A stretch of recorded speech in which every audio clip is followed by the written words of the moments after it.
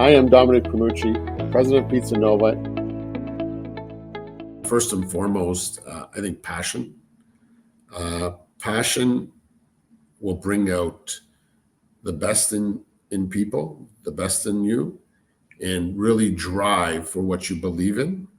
And if you really believe, in our case, I believe in our product, we're going to drive that every single day. And that's what we talk about. And that's what I talk about every single day in and day out. It's easy to eat. It's nutritious. It tastes great. It's very versatile. So you can have a pizza that you may like that's sweet, or you may like that's more salty, or you like meat or just veggies. You can have every day you can have a different tasting pizza that it just tastes different. And you're eating, although you're eating pizza, but you feel that you're eating something different. It hit us hard as well at the beginning. We weren't immune to it, if you will, because we didn't know. And nobody knew. Everybody's, we're at home. They didn't know what was happening. The news was, being very adamant that stay home and so on and so forth. So, the small business really got affected because the owners of these small businesses don't have the wherewithal or have not really saved for the rainy days, if you will. And that's what kind of hit us.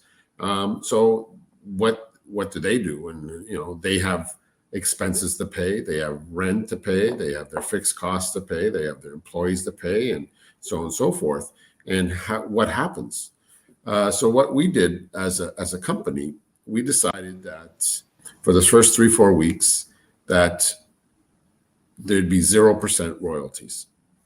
So they wouldn't have to pay their percentage to us on the royalty of use. That's how our business runs.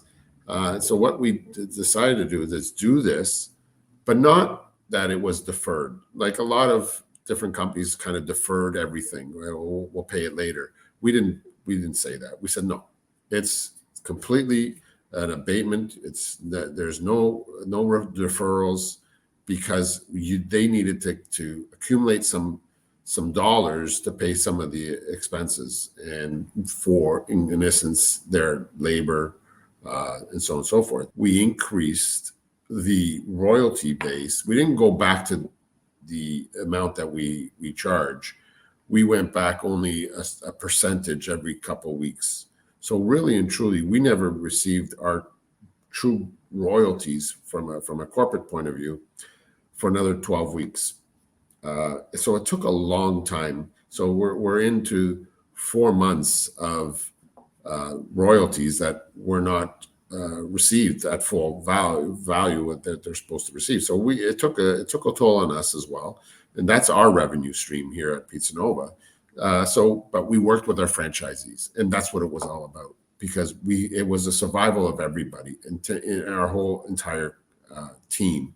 One of our core values is family at Pizza Nova, and if we're going to live and breathe our core values, and family is one of them, we need to help each other in times when in need as well.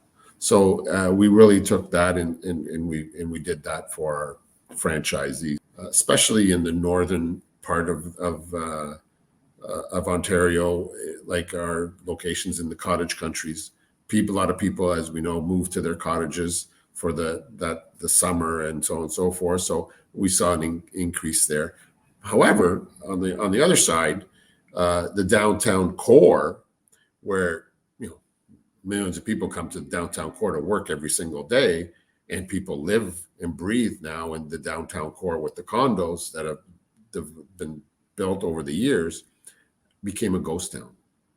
So our locations down in the downtown core, especially in the financial areas, dropped sales tremendously. And they still are at that point, because people are not all back to work yet. The locations that have really been affected hard like this, like these locations I've been telling you about, because they have the highest rent to pay in the downtown Toronto. So we have to help them.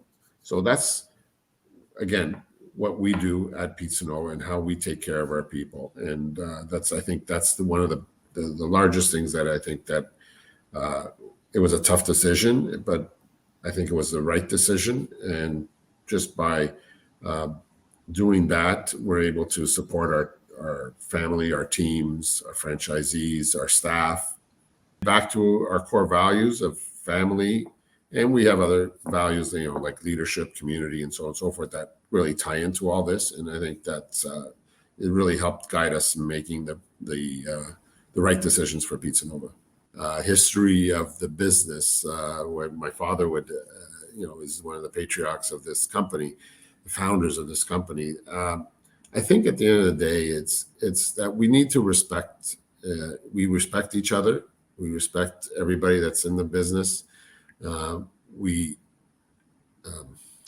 really, trust one another and making the right decisions for the family, for the company. I think if you take the notion that it's the company, what's best for the company, then family will thrive from it. What the focus is, it's the company. The company needs to thrive, and the company needs to thrive not only for the family that runs the company or owns the company, but also for your people that help you thrive throughout this. Because without people, you can't do this alone. And if you can't have an organization that is progressive, growing, the people are not going to be there for you. One is the company that follows the trend, that comes in today and it goes out tomorrow. That's what I call a trend. I look at it more the market shift. Where's the market going? What's going on in the future? What do people want in the future? We have our loyal customers. If it's family, they have their kids, and for their kids to continue to become loyal customers of Pizza Nova in the future, what are they looking at? What do they want, right? So I think it's a matter of a balance in pleasing the people that we have today and trying to please the ones that are coming up in the future. And I think it's not easy, and I don't have a crystal ball and tells me what it is, if you will.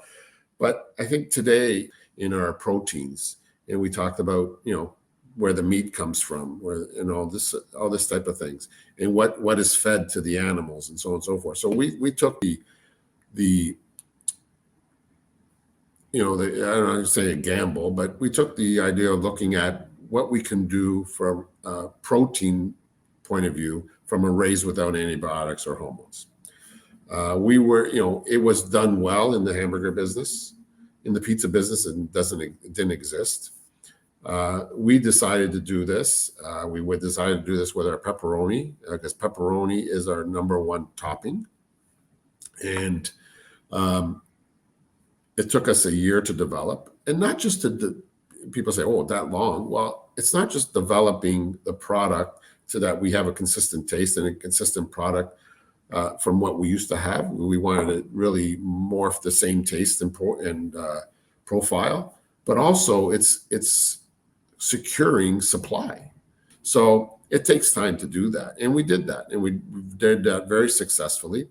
And I was proud at the fact that we were the first and only pizza chain to do this in a raised with antibiotic product of a pepperoni product in Canada. I'm not sure about the whole world, but in Canada, for sure, we were the first and only. And today, there's only one other company that has done that. A few months later, we came out with a chicken bite type of thing, which is unbelievable. People, when you eat it and people look, they don't have nothing else to compare to. They're like, but are you sure this is not chicken?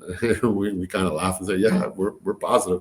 This is real. This is not chicken. It's plant-based, which is incredible. What do we do to build that foundation, right? And in our world, the dough, sauce, and cheese is basically every pizza has dough, sauce, and cheese. So it's got to be the core of who you are and your DNA. It's dough, sauce, and cheese, and we got to put in the best product at that point, because I think that if you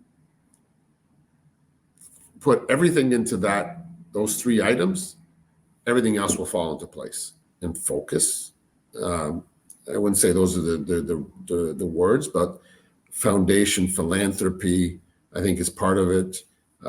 You being able to change and evolve in the world, because as time goes by, our company's 59 years this year. We've changed, we've evolved from day one, obviously, to stay relevant. Because if you're not change and you don't evolve, it's very difficult to stay relevant. I like evolve more than the word change, because change is hard. It's difficult. Evolve, you kind of slowly, drive the company a certain way, right? And you get there with your vision, that where you want to be in 1, 3, 5, 10 years, whatever the case may be. Come to you, they buy from you, they appreciate you, they continue to patronize you. And I think sometimes you need to give back as well to the community, and that's really, you're thanking the community for helping us out over the years. And here's some some dollars or product or whatever the case is, and trying to help out the community as well in different formats.